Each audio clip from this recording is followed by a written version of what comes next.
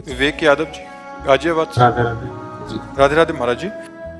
महाराज जी, परीक्षा में कुछ असफलताओं के बाद मन व्यथित रहता है। एक तरफ लगता है कि मैं कहीं अपने साथियों से पीछे छूटता जा रहा हूँ, दूसरी तरफ लगता है अगर सफल नहीं हुआ तो मेरा क्या होगा। महाराज जी, ऐसे में महाराज जी मेरा मार्गदर्शन करें। हाँ बिल्कुल, ये नई अवस्था में ये सोच तो होती है। अगर बच्चा हम एकाग्रता पूर्वक अपने पाठ को, तो हमें लगता है कि फेल कैसे हम हो गए।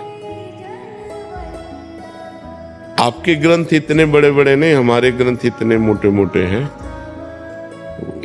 स्वाध्याय हर चीज का 10 साल पहले पढ़ा होगा, अगर वो बात पूछोगे तो अभी 10 मिनट में पूरी उसकी व्याख्या करके बता देंगे। अगर आप प्रयासरत हो, प्रयत्नरत हो, तो अपने विषय में असफल कैसे हो जाते हो। या तो आप ब्रह्मचर्यहीन हो रहे हो, इधर उधर प्रपंच कर रहे हो, अपनी पढ़ाई से विमुख आचरण कर रहे हो, मनोरंजन कर रहे हो। नहीं तो बच्चा, अपने चैप्टर को हमें 1 साल दिया जाता है, 1 वर्ष दिया जाता है अपने चैप्टर को कंठस्थ करने के लिए, पुष्ट करने के लिए। कितनी पढ़ाई होगी। बिल्कुल, मतलब जिस विषय में लगो उस विषय में एकदम। तो हम कह रहे हैं तुम्हारा जो चैप्टर है हम उसे कंठस्थ कर सकते हैं।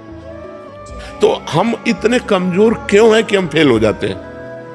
अगर ये हो कि भाई टीचर कोई पक्षपात करता है तो बात अलग है, नहीं तो हम फेल क्यों हो जाते हैं। कहीं ना कहीं हम गलत हैं। हम अपनी गलती को सुधारें। और असफलता मिलना सफलता का एक प्रतीक है कि हमें और जोश आना चाहिए। आप जीवन में कभी असफल नहीं होंगे। रात दिन पढ़ाई करो, ब्रह्मचर्य से रहो, भगवान का नाम जप करो, माता पिता की आराधना करो। कौन सी उन्नति जो तुम्हारे चरणन चूम ले, कौन सी उन्नति जो चरणन चूम ले। इसलिए हमें तो लगता है कि हम अपने धर्म ग्रंथों को ऐसे याद किए हैं जैसे काका गागा नहीं याद किया जाता, ऐसे याद। उठते बैठते चलते फिरते जो पद है, पूरी 84 जी, पूरा सुधा निधि जी, पूरी सेवकवाणी, पूरी स्फुटवाणी, उसे जिस विषय में लगे तो अपने विषय में लगे, जिस विषय में लगे तो एकदम लगे।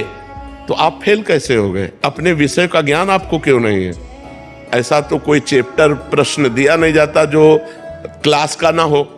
मान लो आप 12वीं में हैं तो 12वीं के क्लास के अंतर्गत ही आपको दिया जाएगा। ऐसा नहीं है कि आपको आगे का दिया जाए।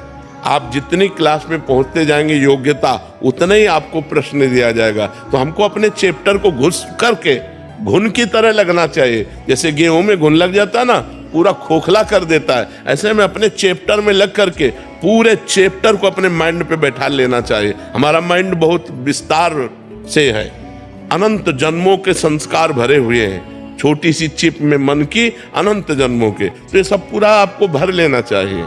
कहीं ना कहीं आप प्रमाद कर रहे हैं, कहीं ना कहीं आप त्रुटि कर रहे हैं, उसको संभालिए। नहीं तो ये निराशा ऐसी बढ़ जाएगी कि जीना मुश्किल हो जाएगा।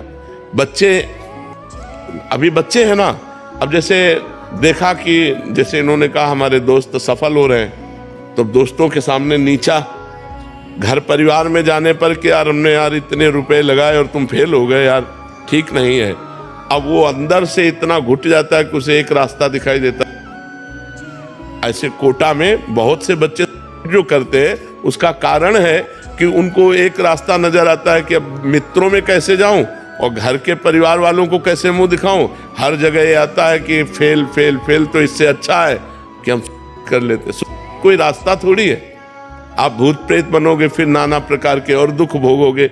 हमें चाहिए कि हम अपनी गलतियों का सुधार करें। मोबाइल में रील देखने में समय बर्बाद न करें, गेम देखने में बर्बाद न करें, गर्लफ्रेंड बॉयफ्रेंड वाली झंझट में ना पड़े, इस प्रपंच में ना फंसे। अगर आप सही से चलो और ब्रह्मचर्य धारण करो, तो ब्रह्मचर्य में इतनी सामर्थ्य है कि सब कुछ याद हो सकता है। बच्चा, सब कुछ याद हो सकता है।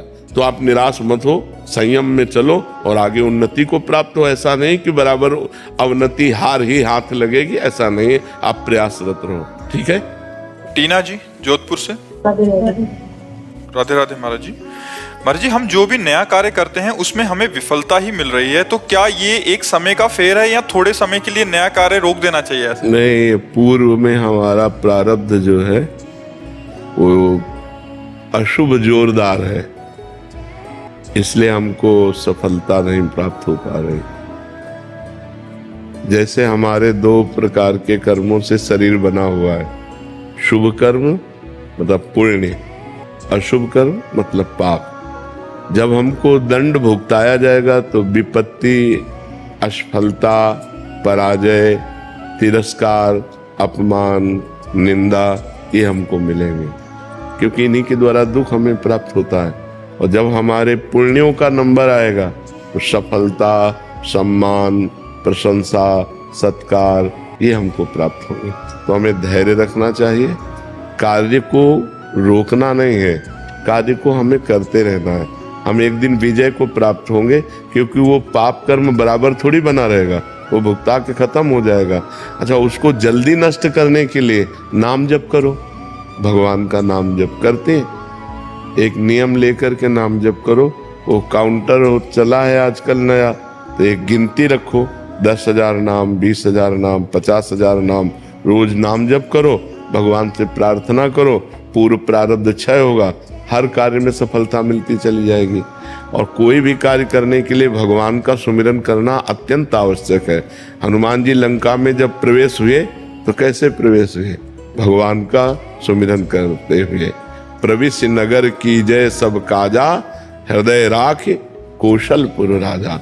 भगवान का हृदय में चिंतन है तो विजय ही विजय है। भगवान का चिंतन करो, कभी गलत आचरण मत करो और नाम जप करो। आज नहीं तो कल सफलता जरूर प्राप्त होगी। आशा गोस्वामी जी बरसाना से। राधे राधे।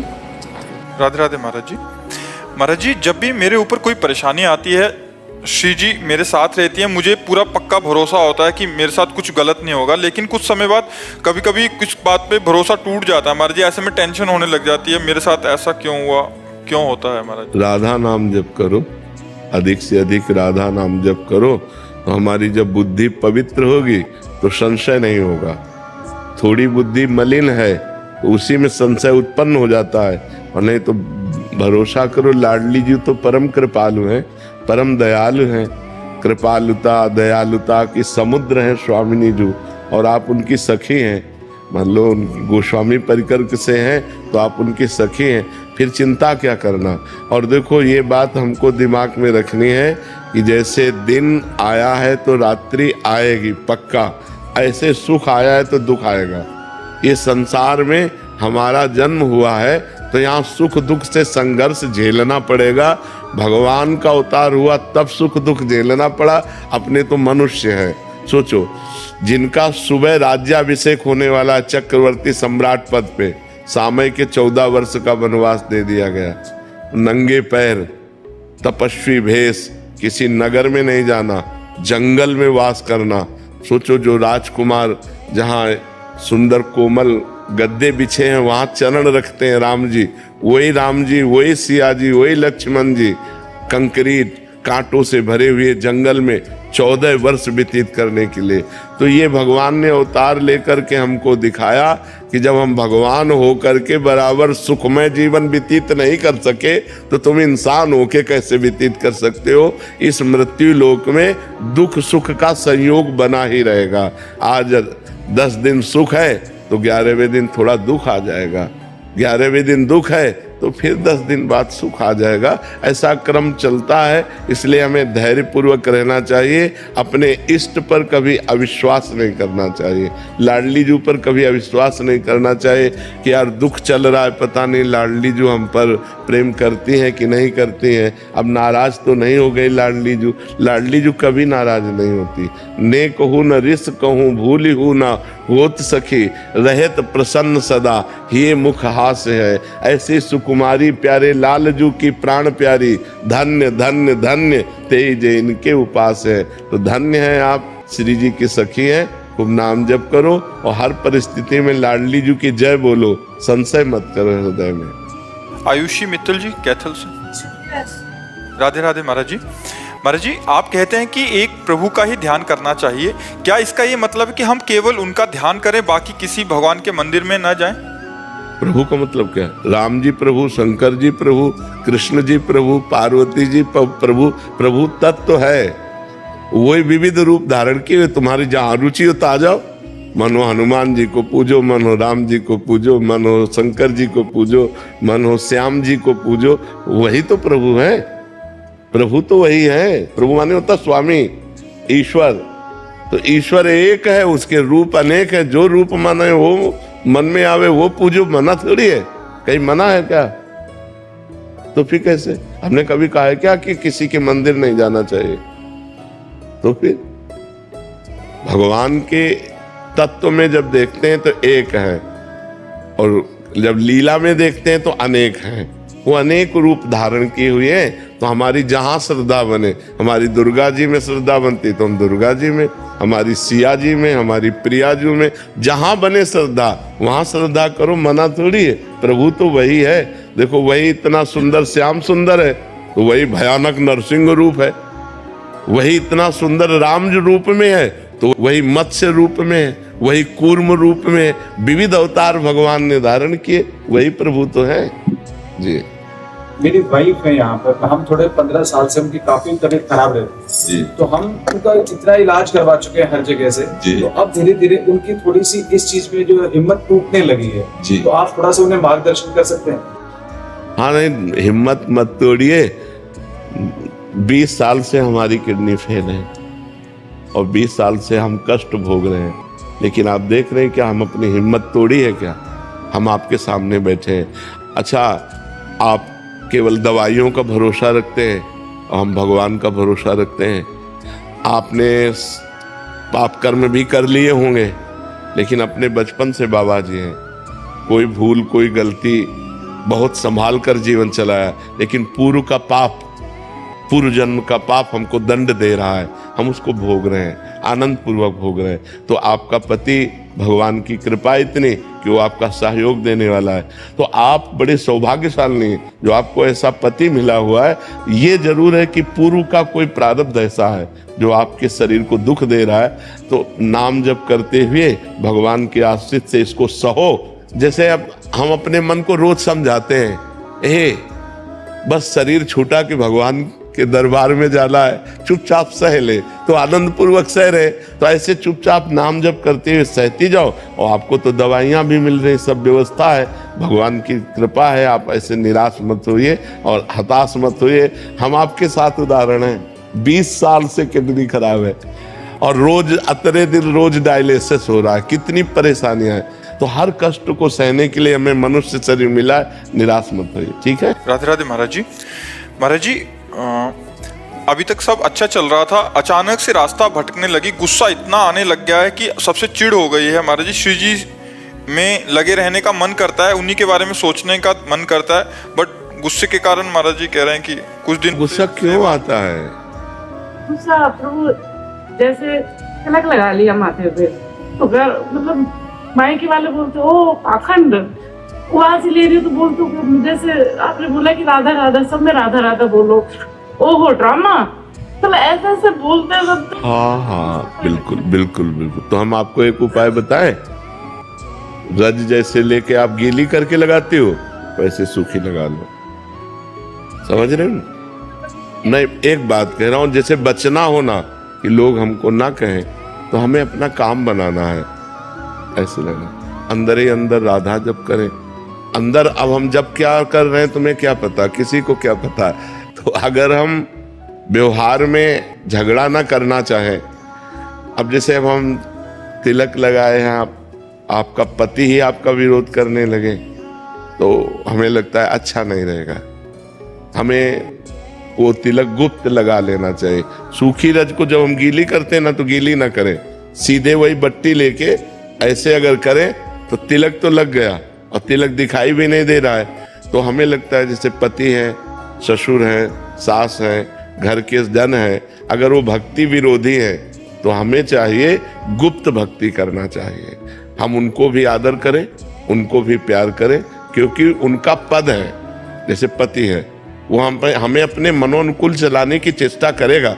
हमको चाहिए उसके मनोनुकूल चले, हम उसकी वो बातें हटा दें जो बाहरी है। भक्ति अगर हम तिलक ना लगाएं, अगर हम कंठी ना बांधें और अंदर राधा राधा जप रहे हैं, तो क्या हमें भगवत प्राप्ति नहीं होगी? आप विचार करो, पक्का हो जाएगी, आप चिंता ना करें। अगर इससे विरोध होता है, वो आपको पाखंड कहते हैं, आपको चुभता है, तो आपके अंदर उनके प्रति क्रोध आता है, तो भक्ति बिगड़ी आपकी कि नहीं बिगड़ी? भक्ति बिगड़ गई कि नहीं बिगड़ गई? तो हमें वो चाल चलनी है जिससे हमारे परिवार में कलह न हो, अशांति न हो। जब कोई नहीं है तो हम माला लेकर के भले जप करें, अगर कोई है तो हम माला छुएंगे भी नहीं। हम दिखाना बिल्कुल नहीं है कि हमें भक्ति कर रहे हैं, क्योंकि जहाँ विरोध हो वहाँ ठीक नहीं तो आपको रोज गुस्सा आएगा तो आपकी भक्ति बचेगी नहीं। सारे प्रभु जी बहुत। तो फिर भक्ति बचेगी कहाँ? त्रिविधम नरकस्येदम द्वारम नाशन मात्मना कामा क्रोधा तथा लोभा तस्मात् देत्रयम् त्यजेत। ये 3 त्यागने हैं, काम क्रोध लोभ। अब हमें गुस्सा आ रहा, अपने पति पे गुस्सा आ रहा, सास ससुर पे, तो हमारी भक्ति क्या रहेगी? भक्ति गुस्सा नहीं सिखाती, भक्ति प्यार सिखाती है, भक्ति प्रेम सिखाती है, भक्ति विग्रह नहीं करवाती, भक्ति मंडन करवाती, जोड़ती है। भक्ति जब भगवान को जोड़ लेती है तो इंसान को जोड़ने की क्या बात है? तो मुझे लगता है आपको सुधार करना चाहिए, उनको सुधरना नहीं, आपको सुधरना है। आप भक्त हो, आप बात समझ सकते हो, वो भक्ति का विरोध करते हैं, वो भक्त की बात नहीं समझ सकते। आप वो आचरण करो जिससे परिवार वालों को क्षोभ ना हो। पति को कोई मतलब वो भी शरणागति है, 2 साल हो गए, मुझे 1 साल हो गया। तो जो मायके वाले ना, तो वो बड़ा परेशान सा लगता है। मायके वालों से क्या लेना देना है? मेन पॉइंट तो ससुराल वालों से है। तो मायके वालों से क्या लेना देना है? तो बोलते ना नहीं, अब हटो। जब ससुराल में आ गए तो मायके वाले क्या, मायके में थोड़ी रहना तो है पति सास ससुर के बीच में, हमें वहां माहौल बनाना है। पर मायके वाले से तो कुछ भी कहते रहे, ऐसे करो। नरेंद्र सिंह रावत जी, श्री हरिवंश महाराज जी, गुरु दीक्षा के लिए कब प्रयत्न करना चाहिए और दीक्षा होने के बाद किन किन बातों का? आज ही प्रयत्न कर लेना चाहिए, पता नहीं कल जिए कि न जिए। अगर विवेक की बात पूछो तो आज और अभी इसी क्षण गुरु का वरण करके भजन करना शुरू कर देना चाहिए, शाम मिले कि न मिले। हम जैसे कह दे कि अब कल गुरु मंत्र लेंगे, तो कल तक हमें भरोसा नहीं है कि मृत्यु जीने देगी कि नहीं जीने देगी। जी जाए भगवान की इच्छा, नहीं तो हमें भरोसा नहीं है कि कल तक जिएंगे कि नहीं जिएंगे। इसलिए कबीर साहब ने कहा, काल करे सो आज कर और आज करे सो अब, पल में परलय होएगी बहुरी करोगे कब। अच्छा, गुरु मंत्र लेने के लिए योग्यता की जरूरत नहीं होती, समर्पण की जरूरत होती। हम जैसे नीच पामर अधम है, भगवान का हूँ, मैं गुरुदेव का हूँ, इसकी जरूरत होती। योग्यता की जरूरत नहीं होती कि ये लक्षण हो तो शिष्य बनना चाहिए। वो लक्षण सब आ जाएंगे जब समर्पण होने से। लोहा कभी सोना नहीं बन सकता, लेकिन पारस का कमाल, पारस छू गया तो सोना बन गया। ऐसे हम कभी सद्गुणी नहीं बन सकते। गुरु कृपा हो गई तो वो सद्गुण आ गए जिससे श्री कृष्ण रीझ गए, जिससे भगवान करुणा कर दिए, कृपा कर दिए, वो सद्गुण आ जाते हैं गुरु कृपा से। तो हमारा भाव ये होना चाहिए कि हमें बहुत शीघ्र गुरु का वरण करके नाम जप करना चाहिए।